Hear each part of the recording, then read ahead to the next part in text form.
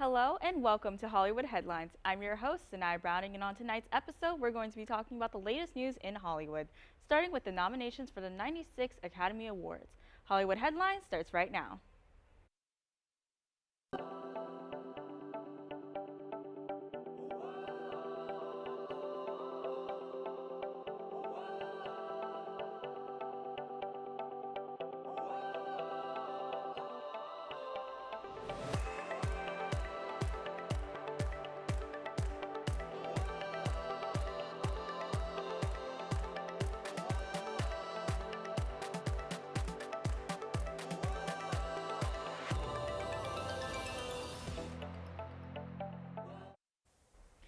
Before we get into the show, I would like to take a moment to thank Kevin Lynch for being today's guest. It's a huge week for the most annoying people you know, aka Oscar nomination week. It's no doubt that 2023 was a huge year for cinema, with movies like Oppenheimer and Barbie bringing people back to the theaters. But those aren't the only two movies that received attention. The Holdovers, American Fiction, Zone of Interest, Anatomy of a Fall, Poor Things, Past Lives, Maestro, and Killers of the Flower Moon are also up for Best Picture. Oppenheimer takes the lead this season with 13 nominations, including Best Picture, Best Original Score, and Best Lead Actor for Ireland sweetheart Cillian Murphy. This year, the Oscars are being hosted by Jimmy Kimmel on March 10th at 7 p.m. Kevin, what are your thoughts on this year's nominations? I think the nominations this year are really good. There are a lot of different nominations I like to talk about. So I feel like some of the nominations I really like are Bradley Cooper and Coleman Domingo getting nominated for Best Actor in a Leading Role. Philly natives, we love them, Yes, we love them. love that. And their performances are so good. Oh gosh, what else? Now I'm blanking. Mark Ruffalo as well for Poor Things too. I really liked his role as well in that. And just, yeah, I really like the nomination so far. I could agree to that. I feel like there's some things, especially with, there's a huge controversy though with some nominations for Barbie that a lot of people were concerned about because Margot Robbie and Greta Gerwig were not nominated for their work on Barbie. What are your feelings on that? I know, I just think like, it's like, I'm just really mad. Like, why weren't they nominated for that? Like, it was just so, their work that they did was so good. Margot Robbie played her role so well, and Greta Gerwig's just overall directorial vision was just really, really cool to see as well. I just don't get why the Academy didn't recognize them for that. It was just, I'm still shocked from that, you know? Yeah, I mean, I can agree. Is there any predictions that you might have for who's going to win Best Picture this year? Best Picture. So what I want to win is Maestro because Bradley Cooper, he got snubbed for Best Directorial Vision as well, or Best Directorial Award, I can't speak. He got snubbed for that, so I felt like he should have gotten that. So Best Picture, I feel like Maestro will get that. That'll help offset the damages that they got for being snubbed. And what I think will win is Poor Things, is because I feel like a lot of the shots in that film, like one of the shots with Emma Stone dancing, it's just, I think, is really cool how they set it up and they get all the different reactions too. Just location and the symbolism and everything about it too. I'm saying a lot of different things. I can't make up my mind. But I feel like I want Maestro to win because Maestro is just such a cool topic. But Poor Things, I think will win. Yeah. Like, I'm not even sure what I really want to win. Like, all of them seem like decent films. I guess I'm just going to say Killers of the Flower Moon. I think I want to win because it's a decent film. What I think is going to win is most likely Oppenheimer just because the amount of, like, it's an A24 film. Like, it's going to sweep. Like, Wait, Oppenheimer? Is it? Oppenheimer's not A24. Never mind. Don't quote me. I'm not a movie person, okay? Don't quote me. But no, Oppenheimer's definitely Universal. Like, it's gonna sweep though. So I'm not, like, if it does not win Best Picture, then I'm gonna be very confused because I don't know. Like, I mean, obviously there's other options, but I feel like Oppenheimer is just going to take it. Exactly, and it's been following the trend of previous awards too, like the Golden Globes and all these other, like there was the Writers Guild Awards and stuff too. I feel like there's always a thing of like if a movie wins something for Golden Globes, 9 times out of 10 it does win for the Oscar. Yeah, so it all just really sense depends. The 66th annual Grammys were full of triumphs and controversy. Taylor taking the cake for Best Pop Vocal Album in the infamous Album of the Year award, making her the holder for the most Album of the Year award wins. Miley Cyrus won her first 2 Grammys for her hit song Flowers, one of those being Record of the Year. Congrats, Miley. The Barbie movie soundtrack took the Grammy nominations by storm, Billie Eilish even winning Song of the Year for her hit What Was I Made For, plus countless other triumphs. However, with award shows, there is always a fair share of controversies. From Jay-Z to Taylor Swift's album announcement to Miley Cyrus's acceptance speech, the Grammys was quite an event. Kevin, do you think that Record of the Year this year was a snub? I believe it was a snub. So I actually watched the entirety of the Grammys, which I was really grateful Did for. you? I couldn't did. watch My it. one friend had Paramount Plus, and we all went to her house. It was really lucky. Really lucky coincidence. But anyways, I do feel like Record of the Year was snubbed, though. It should have been On My Mama, Victoria Monet. Just everything about it, the vocals, the overall production, which is what that category is mainly for. Flowers was just very simple, very repetitive, and it stole from When I Was Your Man. Like the lyrics are like, should have bought you flowers is basically, I can buy you some flowers. Like it's just ridiculous. But yeah, Victoria Monet should have won. And also, I don't know if you guys know this, I'm a big Jon Batiste fan. He didn't win anything that night. Nothing. Zip zada. It's crazy. And it makes me shocked because like in 2021 he won like 11 awards or something. So the fact they didn't at least win like best jazz album or performance or best R&B performance or something like that, it's just I'm frustrated, you know? Yeah, I think that's fair. That happens to a lot of people, especially when they sweep a category. Then the very next year that they're up for a Grammy, they usually don't win anything. We were joking a flower sweep, and then it actually happened, and I was like, oh my God, I spoke into existence. Yeah. So how are you feeling about Taylor Swift announcing a new album in the middle of her winning album of the year? It was expected because there's a whole thing with like her and her close friends changing their Instagram profiles, and with Travis Kelce too. It was expected. Everyone was thinking Reputation Taylor's version, but when it was the Tortured Poets Department, it was such an odd and bizarre title where I was like, whoa. And then after I kept saying it back in my head, like it just made more and more sense. And I am excited for it.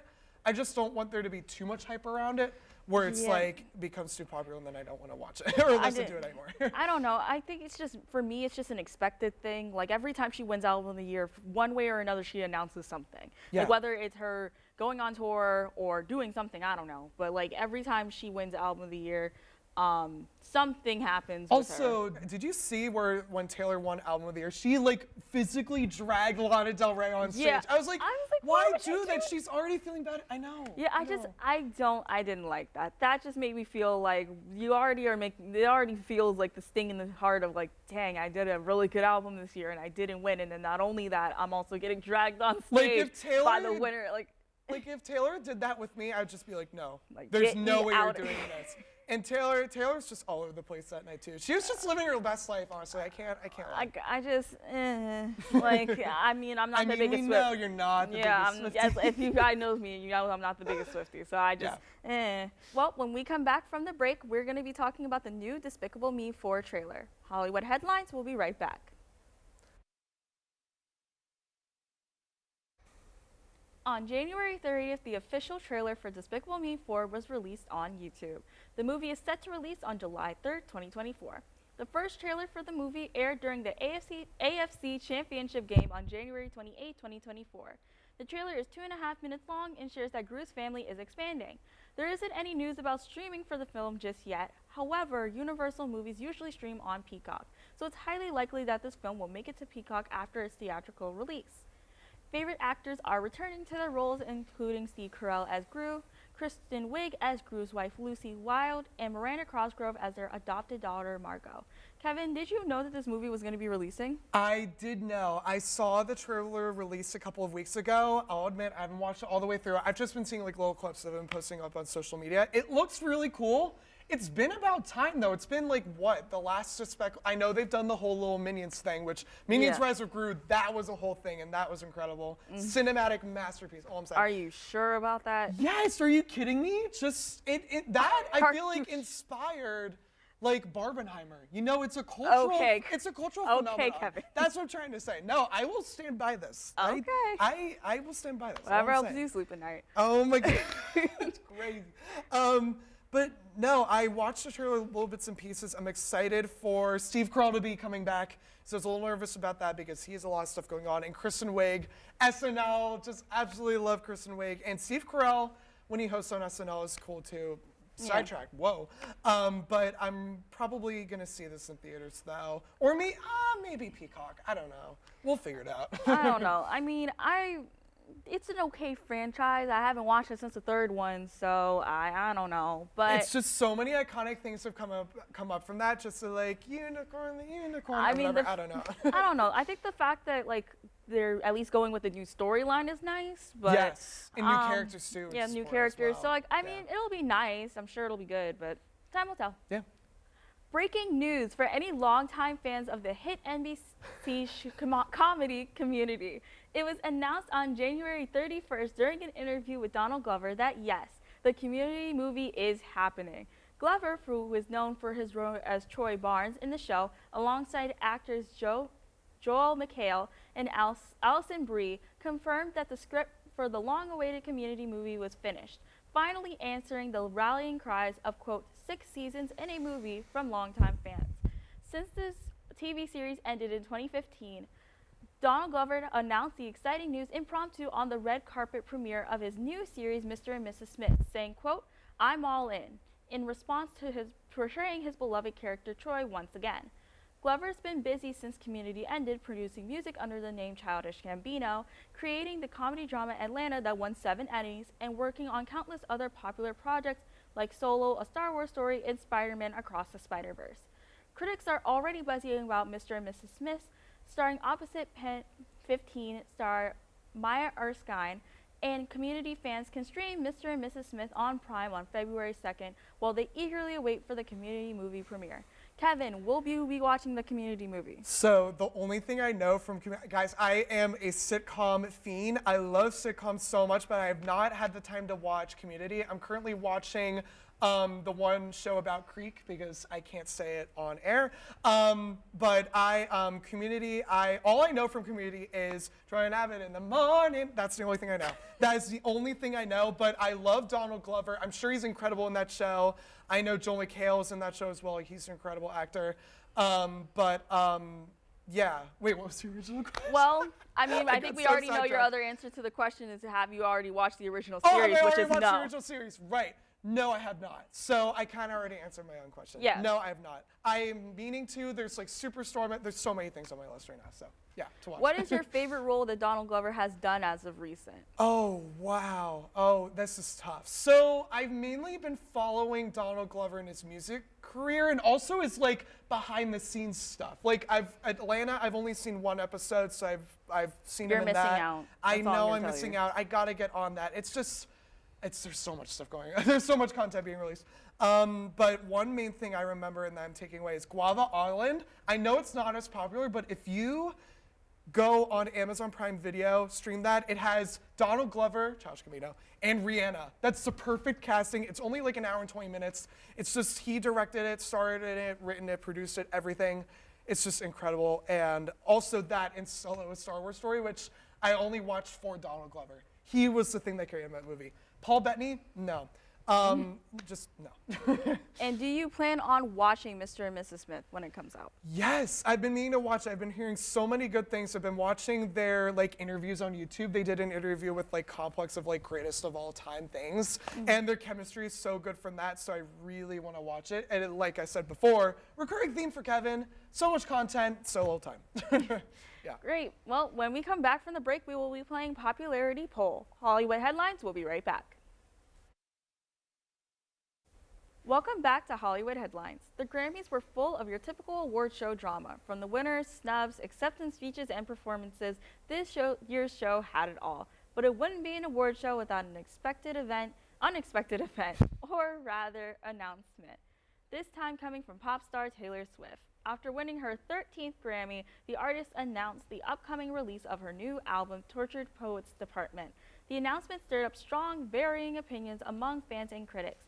So, for today's game, you will have to predict what Hollywood Headlines members thought of the announcement. Ready to play Popularity Poll? Yeah, I'm all set. Okay, so here are the rules. Kevin, in just 5 words, please list the most common responses you think Hollywood Headlines members gave when asked, what is one word to describe your reaction to Taylor Swift's Grammy announcement? Okay, Kevin, ready to play? Yes, I'm ready. Okay, what do you think were the most popular words? And let's see if you got any of them right. All right, so the first word I'm gonna go with is typical because like what we've been saying before, it's typical with the radio show. What with the award show? Anyways, I'm just gonna keep going because I'm gonna forget. So typical is my first word. Over-exaggerated is my second word. Flamboyant is my third word. I'm kind of going along the same lines.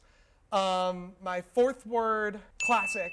That's just freebie. And then my fifth word, my fifth word is probably expected. Did I say that already? Yes, you did. I did say that already. So the fifth word is unexpected then, because it's both unexpected and expected. Yeah. Okay, well, let's see if you got any of them right. Roll the clip.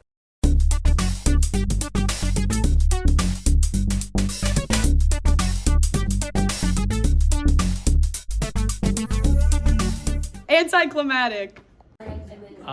Lame. Womp womp. Boo. Irrelevant. Seth. Shocking. Typical. Ow. What? Good job, Kevin. Well, I think it's safe to say that here at Hollywood Headlines, the general opinion is, well, that's all we have for tonight, but make sure to come back for next week for the latest news in Hollywood. A big thank you to Kevin Lynch for coming to today's show. I'm Sinai Browning. Have a great week in Millersville.